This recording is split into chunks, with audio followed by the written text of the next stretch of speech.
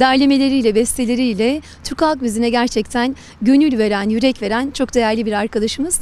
Onun yolu açık olsun, sazının o teli hiç susmasın. Gönülden gönüle İsmail Çakır türküleri söylemeye devam etsin. Çünkü onun sahne sırası geldi değerli izleyenlerimiz. Biz seni böyle o yürek dolusu türkülerine sahneye uğurluyoruz İsmail Çakır. Çok teşekkür ediyorum ilginize. Ben de sahneye gidiyorum. O zaman alkışlarla gönderiyoruz. Haydi bakalım. Of sarı yaylamda seni yaylayamadım ala bahar. Garike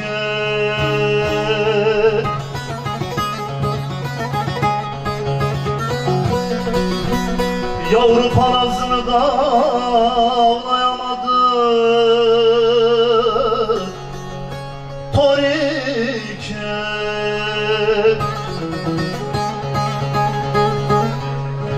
Sende bu güzellik, bende bu gençlik varken of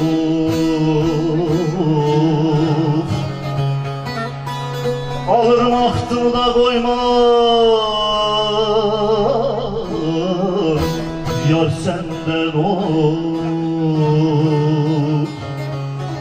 sürmeli.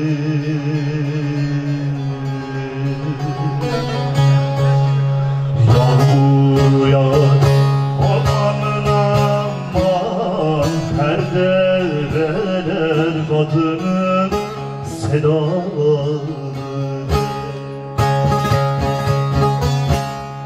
Yağmur yağar amanın aman, her dereler kadının sedaları.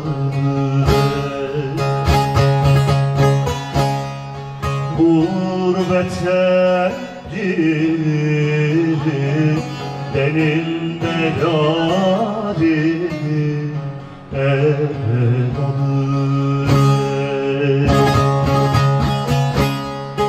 Gurbete girin elinde yarim el alır. Sevgili izleyenlerimiz, Aydın'dayız. Coşku inanılmaz güzel. Aydın Yörük'te ve Türkmenler Derneği'nin düzenlemiş olduğu 1. Uluslararası Şölen'de sahnede İsmail Çakır var. O türkülere dem tutuyor. Halkımız coşkuyla, birlik ve beraberlik içerisinde hep beraber bir oluyor, birlik oluyor efendim.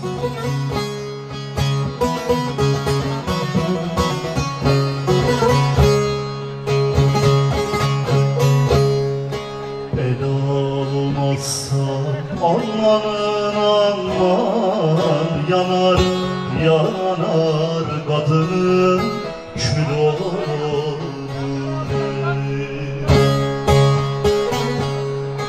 El almazsa amanın aman, yanar yanar kadının kül olur.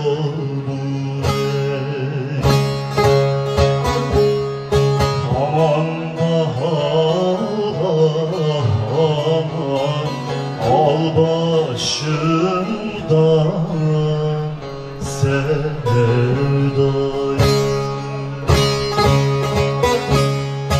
genç yaşımda